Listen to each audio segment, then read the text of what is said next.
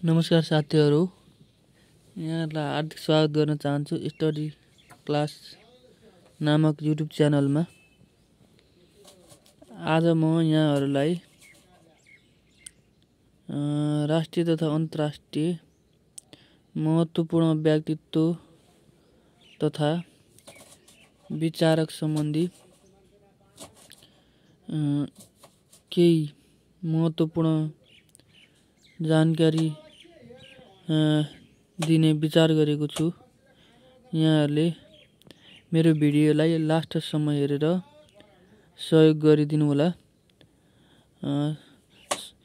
सुकरात, महान दार्शनिक सुकरातको जन्म ईसापूर्व 470 मा भएको थियो। सुकरातका बाबु मूर्तिकार थिए। सुकरातको विवाह जान्थिबीसँग भएको थियो। त्यस्तै अज्ञानीलाई ज्ञान दिन आफ्नो जन्म भएको भने धारणा राख्ने दार्शनिक सुकरात थिए। सुकरातको जीवनको अन्तिम क्षणलाई प्लेटोले फेडो नामक कृतिमा उल्लेख गरेका थिए। सुकरात महान दार्शनिक सुकरातलाई मृत्युदण्ड दिने घोषणा ईसापूर्व 379 मा गरिएको थियो। सुकरातले प्रतिपादन गरेको दर्शनलाई स्टाइकवाद र एपिक्युरिकवाद भनिन्छ। आत्मा अमर छ जसका लागि दुःख प्रकट गर्नु व्यर्थ छ र चारित्रिक व्यक्तिका लागि परलोकमा पनि आनन्द छ भन्ने विचार महान दार्शनिक सुकरातको हो। दार्शनिक सुकरातको मृत्यु ईसापूर्व 379 मा भएको थियो। सुकरातको मुख्य सन्देश भनेको आफूलाई चिन रहेको छ। सुकरातको जन्म ईसापूर्व 470 र यिनको मृत्यु ईसापूर्व 379 मा भएको थियो। अरस्तुलाई एरिस्टोटल पनि भनिन्छ। यिनीलाई राजनीति शास्त्रका पिता मानिन्छ। अरस्तुको जन्म ईसापूर्व 384 मा भएको थियो ग्रिसको स्टेगिरामा। अरस्तुले लेखेको प्रसिद्ध ग्रन्थ द पोलिटिक्स हो। अरस्तुका सम्पूर्ण ग्रन्थहरूलाई अक्सफोर्ड विद्यालयले 12 खण्डमा प्रकाशित गरेको छ। कुशाग्र बुद्धिका अरस्तुलाई जीवित ज्ञान कोश लिभिङ इन्साइक्लोपिडियाका रूपमा चिनिन्छ। जीवित ज्ञान कोश लिभिङ इन्साइक्लोपिडियाका रूपमा अरस्तु एरिस्टोटललाई चिनिन्छ। अरस्तुले राज्यलाई कोइमोनिया समूह मानेका छन्। त्यस्तै अरस्तुको प्रसिद्ध पुस्तक द पोलिटिक्समा राज्य र संविधानको बारेमा वर्णन गरिएको छ। त्यस्तै ग्रिस इतिहासकारहरूले अरस्तुलाई ज्ञानीहरूका शिरोमणि मानेका छन्। ज्ञानीहरूका शिरोमणि भनेर अरस्तु एरिस्टोटललाई चिनिन्छ। अरस्तुको निधन ईसापूर्व 322 मा भएको थियो। अरस्तुको जन्म ईसापूर्व 384 मा भएको थियो भने यिनको निधन ईसापूर्व 322 मा भएको थियो।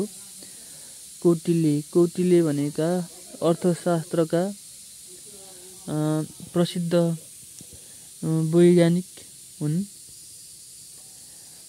कौटिल्यको जन्म भारतको तक्षशिलामा भएको थियो। कौटिल्यको वास्तविक नाम विष्णुगुप्त हो। कौटिल्यलाई चाणक्य नामले पनि चिनिन्छ। कौटिल्यले नालन्दा विश्वविद्यालयबाट ज्ञान आर्जन गरेका थिए। कौटिल्यले राजामा जम्मा 53 प्रकारका गुण हुनुपर्छ भनेर आफ्नो धारणा राखेका थिए। कौटिल्यको अनुसार राज्यका प्रमुख 7 अङ्गहरू स्वामी, राजा, अमात्य, जनपद, राज्यको भूभाग, दुर्ग, किल्ला, दण्ड, सेना, कोष, धन सम्पत्ति र मित्र गरेर विभाजन गरेका छन्। प्रमुख 7 अङ्गहरूलाई कौटिल्यका अनुसार राज्यको सम्प्रभुत्व सत्ता राजामा निहित रहेको छ। त्यस्तै आधुनिक कालमा कौटिल्यको अर्थशास्त्रको खोज डाक्टर श्याम शास्त्रीले गरेका थिए। कौटिल्यका अनुसार राजामा हुनुपर्ने 4 गुणहरू अभिज्ञ गुण, प्रज्ञा गुण, उत्साह गुण र आत्मसम्पन्न गुण हुन्।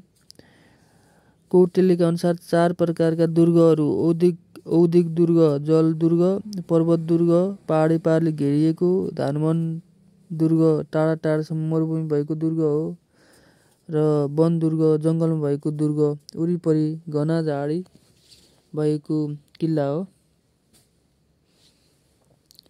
पाश्चात्य राजनीतिक जगतका कौटिल्य भनेर मेकियावेलीलाई चिनिन्छ। कौटिल्यका अनुसार मित्र जम्मा 3 प्रकारका हुन्छन्: प्राकृतिक मित्र, सहज मित्र र कृत्रिम मित्र। कौटिल्यले राजालाई राज्यका स्वामी भनेका छन्। मेकियावेली इटालीका नागरिक थिए। जसरी धमिरो लागेको काठ छिट्टै भत्किएर नष्ट हुन्छ, त्यस्तै किसिमले जुन राजकुलमा राजकुमार शिक्षित हुँदैन त्यो राजकुल कुनै युद्ध बिना नै नष्ट भएर जान्छ भन्ने विचार राख्ने वैज्ञानिक कौटिल्य हुन्। कन्फ्युसियसको जन्म ईसापूर्व 551 मा भएको थियो। कन्फ्युसियसले लेखेका विश्व प्रसिद्ध पुस्तक वसन्त र पतझड हुन्। कानको दृष्टिमा सबै व्यक्ति बराबर हुन्छन् भन्ने सिद्धान्त व्यवहारमा उतारेर देखाउने महान दार्शनिक कन्फ्युसियस हुन्। कन्फ्युसियस 52 वर्षको उमेरमा लु राज्यको चुङतु नगरमा का पिता बनेका थिए। कन्फ्युसियस मानवतावादी र नीतिवादी सोचका दार्शनिक हुन्। कन्फ्युसियसको विश्व प्रसिद्ध पुस्तक वसन्त र पतझड ले 250 वर्षको इतिहास बोकेको मानिन्छ। यिनको निधन ईसापूर्व 479 मा भएको थियो।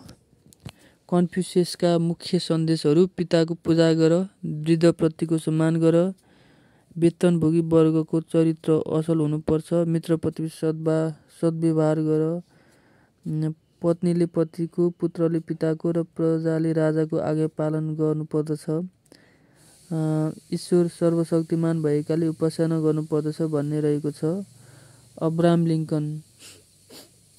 यिनको जन्म अमेरिकाको केन्टकी राज्यमा भएको थियो र अब्राहम लिङ्कनको जन्म ईसापूर्व 12 फेब्रुअरी 1809 मा भएको थियो। अब्राहम लिङ्कन राष्ट्रपति हुने बित्तिकै अमेरिकाका दक्षिण राज्यहरू गठन गरी गृहयुद्ध प्रारम्भ गरेका थिए, जुन 7 वटा राज्यहरू मिलेर गृहयुद्ध प्रारम्भ गरेका थिए। सन् 1865 अप्रिल 9 मा अमेरिकामा भएको गृहयुद्धलाई दोस्रो क्रान्ति नामले चिनिन्छ। अब्राहम लिङ्कन अमेरिकाको 2 पटक राष्ट्रपति भएका थिए, 1961 र 1964 मा। अब्राहम लिङ्कन पहिलो पटक हिग पार्टीको तर्फबाट प्रतिनिधि सभामा विजयी भएका थिए सन् 1846 मा। त्यस्तै अब्राहम लिङ्कन आफ्नी पत्नी मेरी टुडका साथ नाटक हेर्न गएको बेलामा गोली हानी हत्या गर्ने पात्र जोन विक्लिस बुथ हुन्। सन् 1865 अप्रिल 15 मा गोली लागेको थियो।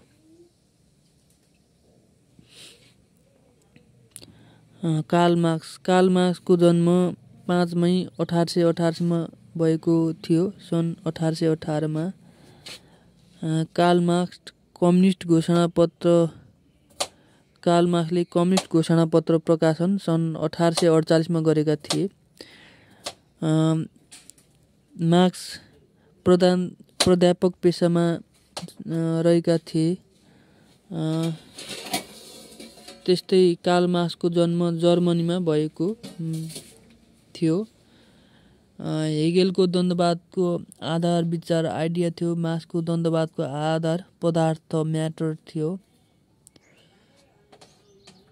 मार्क्सद्वारा प्रतिपादित राजनीतिक सिद्धान्तलाई मार्क्सवाद भनिन्छ। कार्ल मार्क्सद्वारा रचित प्रमुख कृतिहरू the communist manifesto, das capital, philosophy of poverty, civil war in France, the holy family, value price and profit, continue of political economy जस्ता रहेका छन्। विश्व प्रसिद्ध कृति, चर्चित कृति भने ड्यास क्यापिटल नै हो कार्ल मार्क्सको। सिभिल वार इन फ्रान्स हो। द कम्युनिस्ट मैनिफेस्टो पनि हुन्। त्यस्तै कार्ल मार्क्सले संसारका मजदुर एकौँ भनेर भनेका थिए। यो भनाइ कार्ल मार्क्सको हो। द्वन्द्ववादका प्रवर्तक हेगेल हुन्। कार्ल मार्क्सका अनुसार आधुनिक विश्व समाज दुई वर्गमा विभाजित भएको छ। त्यो बुर्जुवा वर्ग र सर्वहारा वर्ग हो। महात्मा गान्धीको जन्म 2 अक्टोबर 1869 मा भएको थियो। महात्मा गान्धीको वास्तविक नाम मोहनदास करमचन्द गान्धी हो। 1891 मा कानुनमा स्नातक गरी स्वदेश फिर्ता भएपछि महात्मा गान्धी वकालत पेसामा संलग्न भएका थिए। महात्मा गान्धीले अहिंसात्मक आन्दोलन सन् 1920 मा सुरुवात गरेका थिए। महात्मा गान्धीको हत्या 30 जनवरी 1948 मा नाथुराम गोडसेले गरेका थिए। महात्मा गान्धीको आन्दोलन अहिंसा, शान्ति र सत्यमा आधारित रहेको छ। महात्मा गान्धीको आन्दोलन अहिंसा, शान्ति र सत्यसँग सम्बन्धित रहेको छ।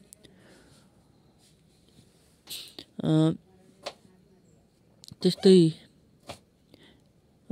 अङ्ग्रेज विरोधी आन्दोलन क्रममा जलियावाला अमृतसर जुन भारतमा रहेको छ बगैँचामा भेला भएका निशस्त्र जनसमूहमाथि बिना सूचना गोली चलाउँदा झन्डै 400 व्यक्तिको ज्यान गएको थियो। उक्त घटना 13 अप्रिल 1919 मा भएको थियो।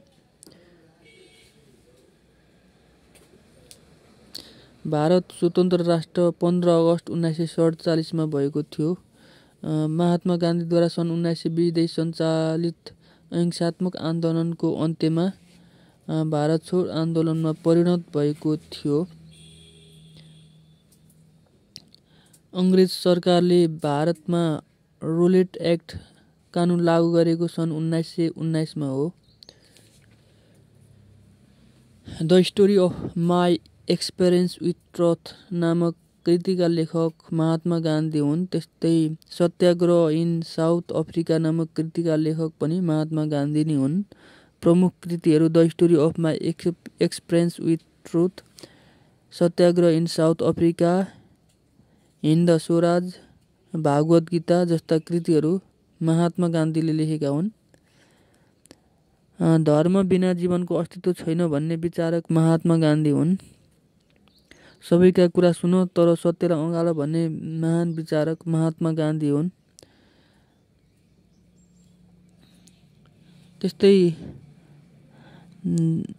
माओ त्से-तुङको जन्म 14 डिसेम्बर 1893 मा भएको थियो। हजारौं माइलको यात्रा एक पाइलाबाट सुरु हुन्छ भन्ने भनाइ माओ त्से-तुङको हो। त्यस्तै सन् 1952 मा प्रकाशित अनकन्ट्राडिक्सन नामक पुस्तकका लेखक माओ त्से-तुङ हुन्। त्यस्तै माओको नेतृत्वमा चीनमा भएको क्रान्तिलाई नौलो जनवादी क्रान्ति नामले चिनिन्छ।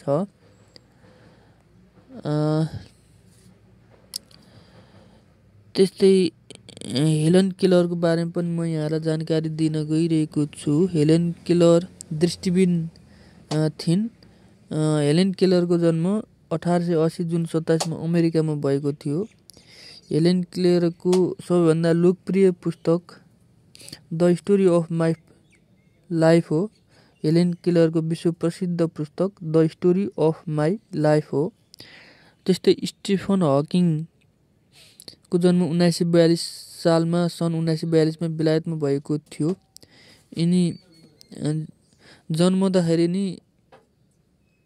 सामान्य अवस्थामा जन्मिएका हकिङ नसा सम्बन्धी रोगका कारण बोल्न नसक्ने गरी अपाङ्ग भएका थिए। यिनले आइन्स्टाइनले प्रतिपादन गरेको सामान्य सापेक्षताको सिद्धान्त र 20औं शताब्दीमा विकास भएको क्वान्टम थ्योरीको अध्ययनबाट ब्ल्याक होल सम्बन्धी रहस्य पत्ता लगाएका थिए। स्टेफन हकिङको चर्चित पुस्तक समयको संक्षिप्त इतिहास जुन सन् 1988 मा प्रकाशित भएको थियो। हवस् त साथीहरू, आजलाई यति नै। अर्को दिन म यहाँलाई फरक भिडियो लिएर उपस्थित हुने वाचा गर्दै आजलाई बिदा हुन चाहन्छु। नमस्कार, धन्यवाद।